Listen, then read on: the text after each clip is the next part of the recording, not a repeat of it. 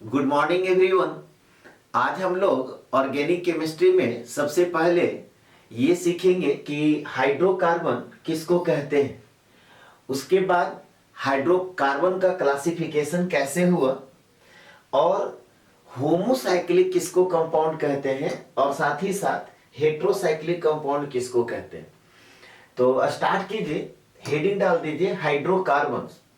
अब देखिए नाम से ही पता चल रहा है हाइड्रो और कार्बन यानी कि हाइड्रोजन और कार्बन वैसे कंपाउंड जिसमें सिर्फ और सिर्फ हाइड्रोजन हो और कार्बन हो उसको हम लोग क्या बोलेंगे, हाइड्रोकार्बन। तो यहां पे एक लाइन लिख लीजिए कि hydrocarbons are binary compounds of carbon and hydrogen only. अब यहां पर देखिए क्या कहा गया, बाइनरी कंपाउंड। बाइनरी का मतलब हो गया दो। कह रहा है कि हाइड्रोकार्बन्स कैसे कंपाउंड है, बाइनरी कंपाउंड है। बाइनरी कंपाउंड का मतलब हो गया कि उसमें दो ही तरह का एटम होगा।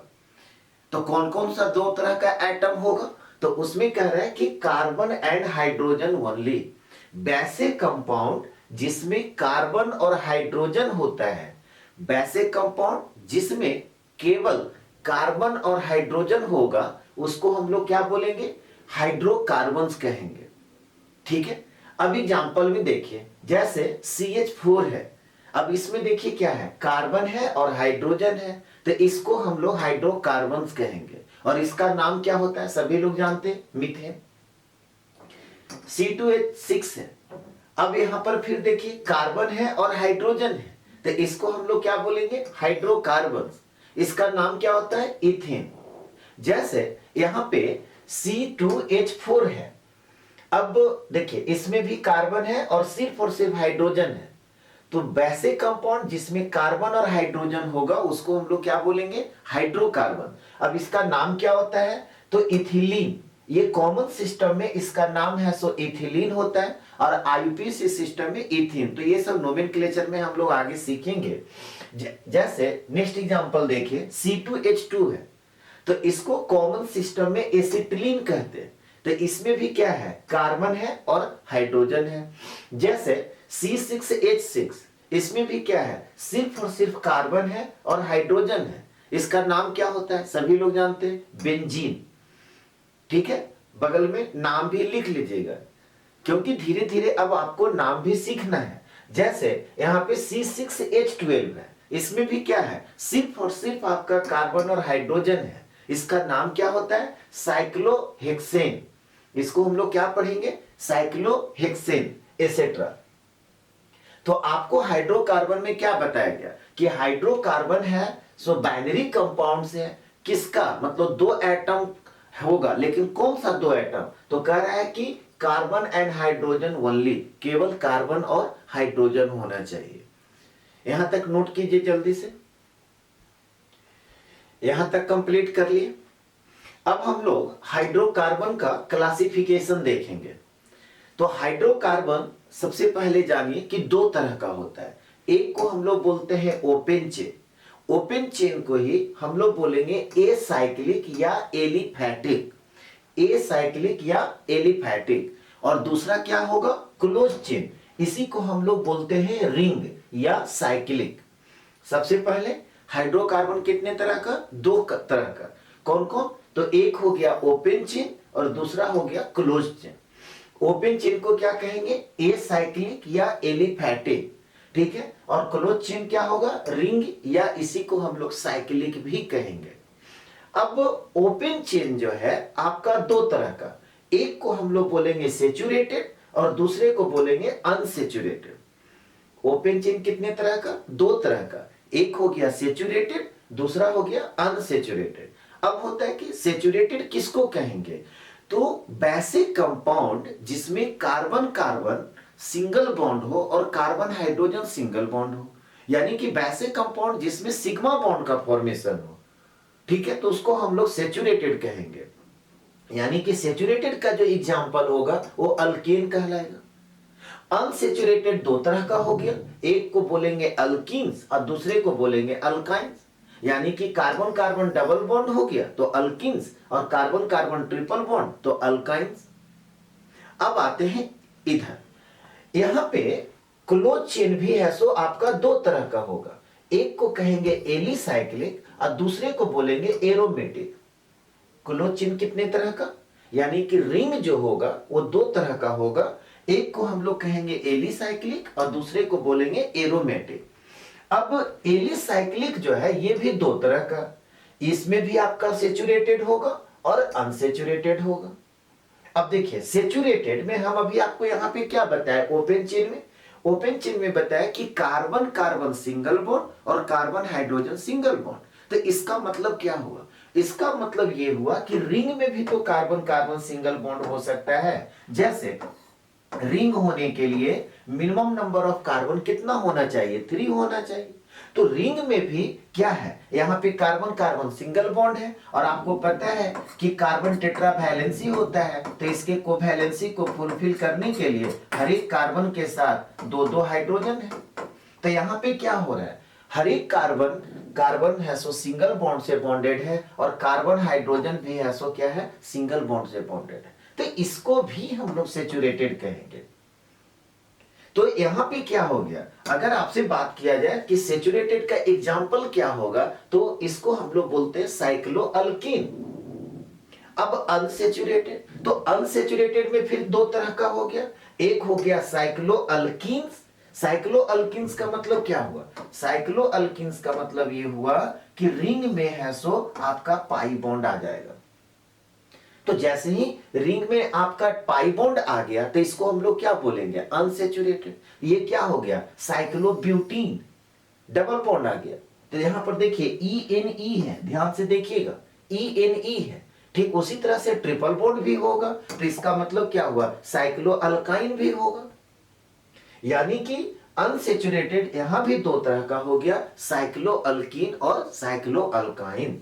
अब इसके बाद आता है एरोमेटिक कंपाउंड। तो एरोमेटिक कंपाउंड भी है सो दो तरह का होता है, एक तो आप बेंजीन के बारे में जानते ही हैं कि एरोमेटिक कंपाउंड है, लेकिन हेट्रोसाइक्लिक कंपाउंड भी होते हैं सो एरोमेटिक कंपाउंड होते हैं। ये सब हम लोग आगे डिटेल में पढ़ेंगे। तो बेंजीन से रिलेटेड जितने भी आपका है सो एरोमेटिक कंपाउंड होगा उसको बेंजीनोइड कहते हैं, और जो बेंजीन नहीं होगा, ठीक है, लेकिन एरोमेटिक कंपाउंड होगा तो उसको हम लोग बोलेंगे नॉन बेंजीनाइड। तो ये आपका जो है हाइड्रोकार्बन का क्लासिफिकेशन हुआ। अब देखिए इसमें बारी बारी से हम लोग देखते हैं क्या कि यहां पर देखिए, यहां पे क्या है, एली यहां पर भी है, यहां पर भी आपका एली है। इसका मतलब क्या हुआ कि बहुत सारा प्रॉपर्टी इसका और इसका सेम होगा। जैसे अब इसमें आपको एली में फिर हम आपको क्या बताएं कि सेचुरेटेड भी होता है और अनसेचुरेटेड भी होता है। यहां पर भी देखिए सेचुरेटेड भी है और अनसेचुरेटेड भी है। अंतर क्या हुआ, अंतर ये हुआ कि यहां पे ओपन चेन है और यहां पे क्या हो गया, रिंग चेन है। तो इसके बारे में हम लोग डिटेल में अभी देखेंगे। एलिफैटिक किसको, अब देखिए नाम से ही पता चल रहा है ए साइक्लिक। तो ए साइक्लिक का मतलब क्या हुआ, ए का मतलब नॉट, मतलब जो साइक्लिक नहीं है उसको हम लोग क्या बोलेंगे, ए साइक्लिक, या इसी को क्या बोलते हैं, एलिफैटिक। तो यहां तक सबसे पहले नोट कीजिए, फिर बारी बारी से हम यहां पे बताएंगे कि एलिफैटिक किसको कहते हैं, एलिसाइक्लिक किसको कहते हैं। ठीक है, तो इसको नोट कर लीजिए जल्दी से। यहां तक कंप्लीट कर लिए। चलिए सबसे पहले हम लोग देखेंगे कि एलिफैटिक किसको कहेंगे। ठीक है, एलिफैटिक कंपाउंड। अब एलिफैटिक कंपाउंड में क्या कहा जा रहा है कि hydrocarbons containing open chain of carbon atoms are called aliphatic hydrocarbon. अब यहां पर देखिए सिंपल आपको क्या बोला जा रहा है, ओपन चेन हाइड्रोकार्बन। तो ओपन चेन हाइड्रोकार्बन इसका मतलब क्या हुआ, इसका मतलब ये हुआ कि सिंगल बॉन्ड भी हो सकता है, डबल बॉन्ड भी हो सकता है, ट्रिपल बॉन्ड भी हो सकता है। Hydrocarbons containing open chain of carbon atoms are called aliphatic hydrocarbon. जैसे एग्जांपल में देखिए, अब ये क्या है, ओपन चेन कंपाउंड है, कितने कार्बन का चेन है, तो 1 2 3 4 बॉन्ड लाइन स्ट्रक्चर आपको बता दिया गया है। इंड पॉइंट भी कार्बन को रिप्रेजेंट करता है और दो लाइन का इंटरसेक्टिंग पॉइंट भी है सो कार्बन को रिप्रेजेंट करता है। अगर आपसे पूछा जाए कि इसका नाम क्या है तो क्या बताएंगे, नॉर्मल ब्यूटेन। इसका नाम क्या है? Normal butane. जैसे अब यहां पर देखिए, ये भी 4 कार्बन का चेन आ गया, ओपन चेन कंपाउंड है, एक डबल बॉन्ड है, तो इसको भी हम लोग बोलेंगे एलिफैटिक कंपाउंड। जैसे अब यहां पर देखिए, ये भी ओपन चेन कंपाउंड है, बट यहां पे क्या है, इस कार्बन के साथ एक फंक्शनल ग्रुप लगा हुआ, तो इसको भी हम लोग बोलेंगे एलिफैटिक कंपाउंड। समझ में आ रहा है सभी लोग को? जैसे अब यहां पर देखिए, ये क्या है? फंक्शनल ग्रुप COOH, इसको हम लोग क्या पढ़ते हैं? Carboxylic acid. तो ये भी आपका है सो 2 कार्बन का चेन हो गया, यहां पर CH3 है, COOH। बॉन्ड लाइन स्ट्रक्चर आप पढ़ चुके हैं, तो इसको भी हम लोग क्या बोलेंगे? Aliphatic compound. यहां पर देखिए, इसका मतलब भी बताए थे। अगर आपसे पूछा जाएगा अच्छा बताइए इसमें कितने कार्बन का चेन है, तो आप क्या बताएंगे? तो देखिए, आपको क्या बताए थे, इसको हम लोग एक कार्बन काउंटिंग करेंगे, इसको एक कार्बन काउंटिंग करेंगे, इसको एक कार्बन काउंटिंग करेंगे और इसको एक कार्बन काउंटिंग करेंगे। यानी कि टोटल यहाँ पे 4 कार्बन का चेन है, जिसमें दूसरा और तीसरा कार्बन के बीच में ट्रिपल बॉन्ड है। तो ये सब सारे कंपाउंड क्या कहलाएंगे? Aliphatic compound. यानी कि एलिफैटिक में दिमाग में आप सेट कर लीजिए कि कोई भी ओपन चेन अगर कंपाउंड है, ठीक है, ओपन चेन अगर कंपाउंड है तो उसको हम लोग क्या बोलेंगे? Aliphatic compound. एक आपको क्या बताए? एलिसाइक्लिक, अभी बताए थे ना, देखिए इसमें भी एली है, इसमें भी एली है, बट अंतर क्या होगा? एलिफैटिक वाला ही सारा होगा, अंतर क्या होगा? साइक्लिक हो जाएगा। समझ में आ रही बात? ये क्या हो जाएगा? साइक्लिक हो जाएगा। अब देखिए डिफिनेशन में क्या लिखा हुआ है कि those aliphatic compounds which are cyclic in nature. वैसे एलिफैटिक कंपाउंड जो साइक्लिक हो जाएंगे उसको हम लोग एलिसाइक्लिक कहेंगे। जैसे एग्जांपल में देखिए, अब यहां पे क्या है, ये आपका इसका नाम क्या है? साइक्लोहेक्सेन। तो इसको हम लोग क्या बोलेंगे? एलिसाइक्लिक। इसको क्या बोलेंगे? एलिसाइक्लिक। ठीक है।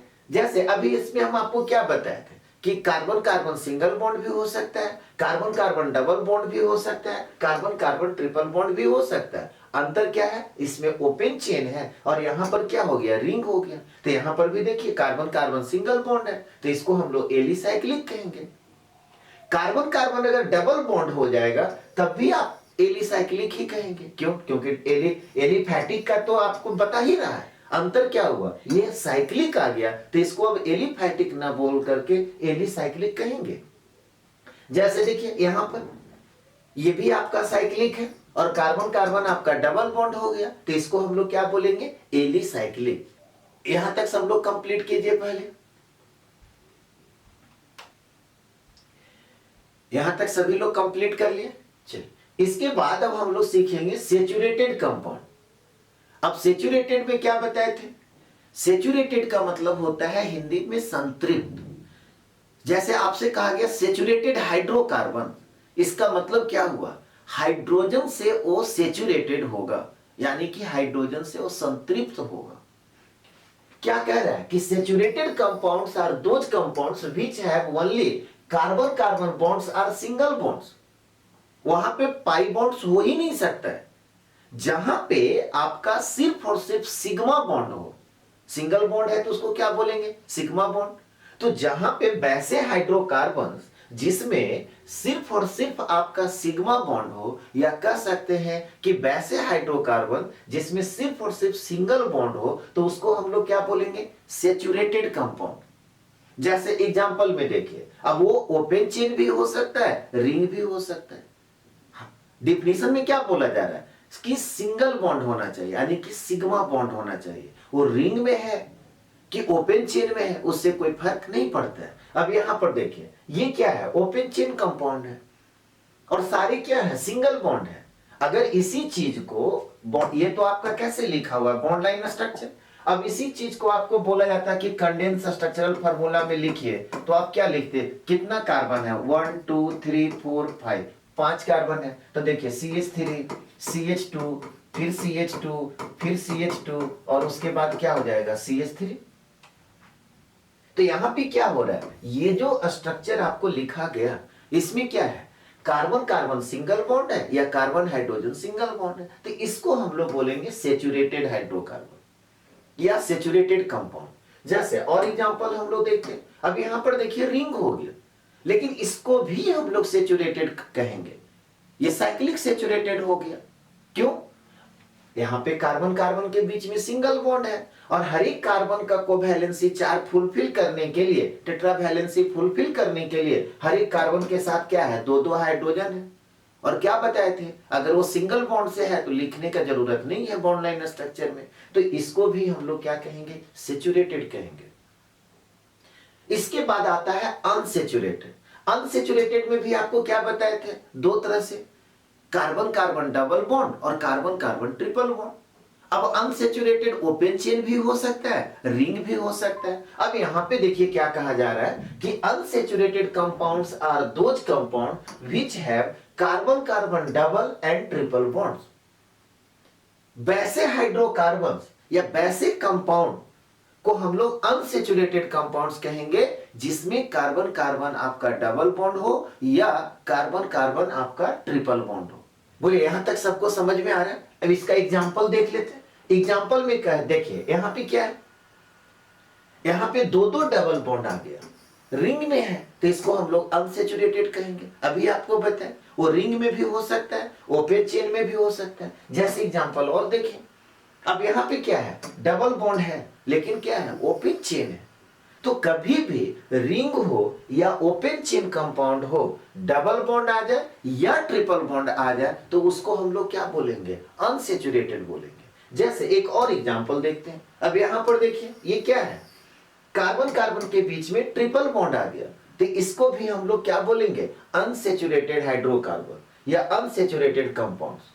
तो सेचुरेटेड किसको कहेंगे और अनसेचुरेटेड किसको कहेंगे, ये क्लियर हो गया सभी लोगों को?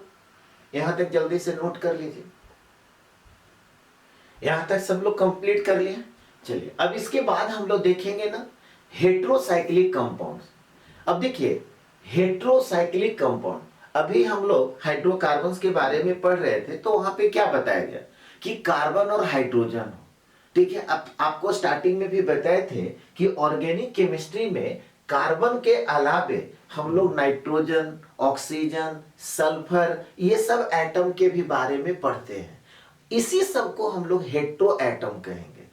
तो देखिए नाम से ही पकड़ लीजिए, हेट्रो का मतलब क्या हुआ, कार्बन के अलावे कोई दूसरा एटम होगा, और साइक्लिक का मतलब रिंग हो गया। इसको आपको याद रखने का जरूरत नहीं है, वो नाम से ही डिफिनीशन क्लियर हो गया कि रिंग में अगर कार्बन के अलावे, रिंग में कार्बन के अलावे अगर कोई दूसरा एटम है तो उसको हम लोग हेट्रोसाइक्लिक कंपाउंड्स कहेंगे या हेट्रोसाइक्लिक कहेंगे। समझ में आ रही बात? जैसे अब यहां पे देखिए डिफिनीशन में क्या लिखा गया कि heterocyclic compound include at least nitrogen, oxygen, sulphur. At least का मतलब क्या हुआ, कम से कम। रिंग में कार्बन के अलावे कम से कम कोई एक एटम हो, एक से ज्यादा भी हो सकता है, कम से कम कोई एक एटम हो, नाइट्रोजन हो जाए, ऑक्सीजन हो जाए, सल्फर हो जाए, तो इसको हम लोग क्या बोलते हैं, hetero atom beside carbon in the ring. Carbon का जो रिंग है उसमें कार्बन के अलावे कोई एक एटम कम से कम आ जाए, जैसे नाइट्रोजन, ऑक्सीजन, सल्फर, तो इसको हम लोग क्या बोलेंगे, हेट्रोसाइक्लिक कंपाउंड। जैसे एग्जांपल में देखते हैं, अब इसका नाम देख, अब ये नाम भी ना आपको याद रखना पड़ेगा, बार बार आपके सामने आएगा, धीरे धीरे हो जाएगा। इसका नाम हम लोग फ्लोरेन पढ़ते हैं, ठीक है। इसका नाम क्या पढ़ेंगे, फ्लोरेन। ये बार बार आपको आएगा और इसमें हाइब्रिडाइजेशन पूछ सकता है, तो ये सब आगे हम लोग चर्चा करेंगे, ठीक है। हाइब्रिडाइजेशन आपको पिछले क्लास में बता दिए हैं, और हाइब्रिडाइजेशन में क्या बताए थे कि ऑर्गेनिक कंपाउंड्स में तीन ही तरह का हाइब्रिडाइजेशन होता है, sp3, sp2 और sp। फिर हाइब्रिडाइजेशन निकालने के लिए आपको क्या बताए थे, bond pair plus lone pair. तो अब यहां पे अगर स्टूडेंट से पूछ दिया जाता है ना कि ऑक्सीजन का बताइए हाइब्रिडाइजेशन क्या है, तो तुरंत बोल देंगे कि सर इसमें दो बॉन्ड पेयर है, दो लोन पेयर है, तो इसका हाइब्रिडाइजेशन sp3 होगा। लेकिन ये गलत है, इसका हाइब्रिडाइजेशन sp2 होगा। तब बोलिएगा सर ये तो बहुत टेंशन की बात है, रूल फॉलो नहीं कर रहा है। तो क्यों नहीं रूल फॉलो कर रहा है, ये हम लोग आगे सीखेंगे ऑर्गेनिक केमिस्ट्री में, रेजोनेंस में। तो इसीलिए आपको बताया कि ये बार बार आएगा, ये एक्सेप्शन में है। लगेगा कि आपका यहाँ पे हाइब्रिडाइजेशन sp3 है, लेकिन sp3 हाइब्रिडाइजेशन नहीं होता है, sp2 होता है। और sp2 क्यों होता है, sp3 क्यों नहीं होगा, ये सब हम लोग आगे डिस्कस करेंगे। अभी सिर्फ हम आपको बता रहे हैं हेटेरोसाइक्लिक कंपाउंड। जैसे इसका नाम पाइरोल है।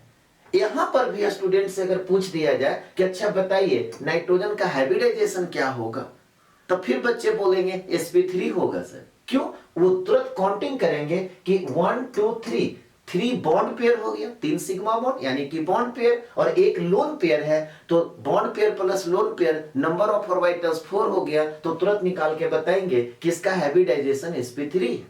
लेकिन गलत, इसका भी हाइब्रिडाइजेशन sp2 होता है और इसका नाम होता है पाइरोल।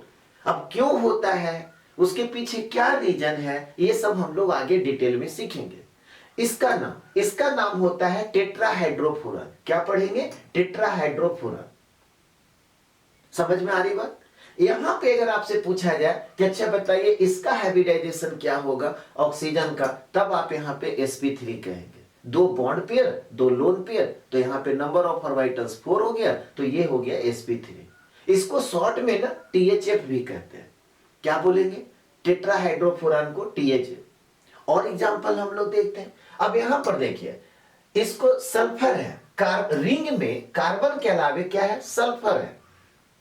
आपको क्या कहा गया, एटलीस्ट कम से कम कोई एक एटम होना चाहिए। यहां पे अगर आपसे पूछा जाए कि कितने हेटेरो एटम है, तो एक हेटेरो एटम है। कौन सा है, ऑक्सीजन। इसमें कितने हेटेरो एटम है, तो 2 नहीं बोलना है। ये सभी बात ध्यान से सुन लीजिए।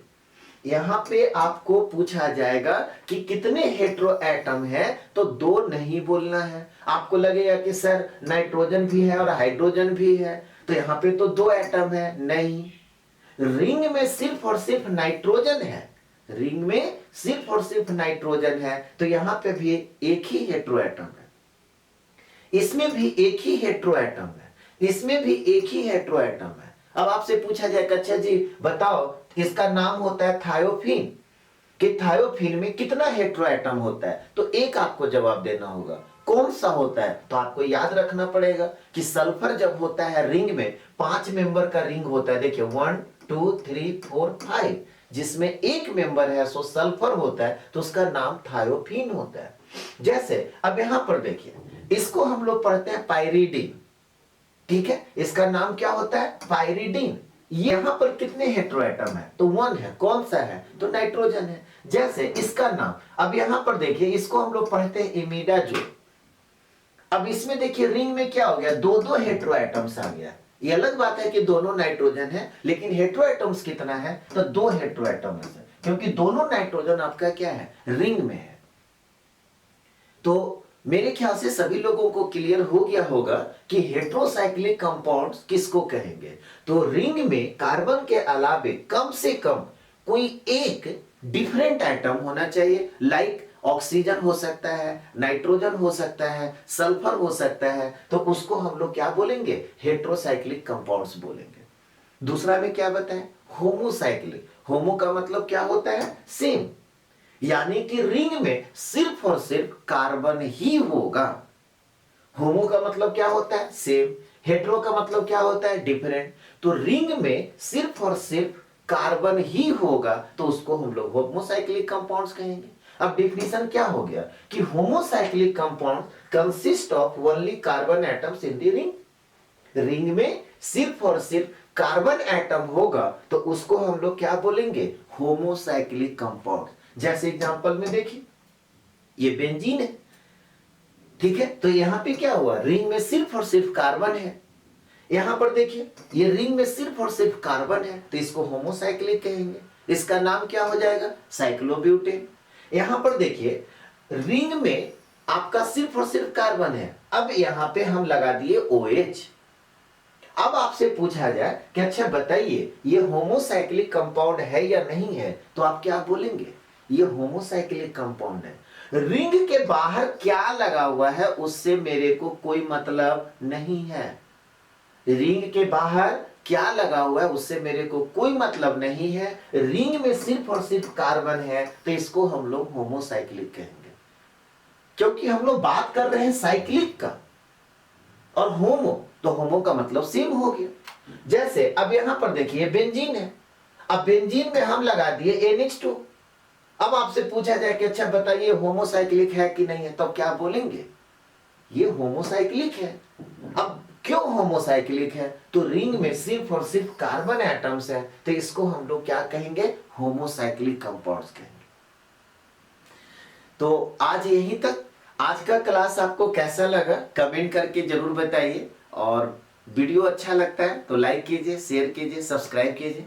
नेक्स्ट क्लास जो होगा ना, बहुत ही इंपॉर्टेंट क्लास होगा कि एरोमेटिक कंपाउंड हम लोग किसको कहेंगे, और एंटी एरोमेटिक, नॉन एरोमेटिक और एरोमेटिक कंपाउंड में क्या डिफरेंस है और कैसे हम लोग पहचानते हैं, ये हम लोग नेक्स्ट क्लास में डिस्कस करेंगे। इसी उम्मीद के साथ विदा लेते हैं कि आज का दिन आपका अच्छा बीते, आने वाला कल आज से और अच्छा बीते। Have a nice day. Thank you.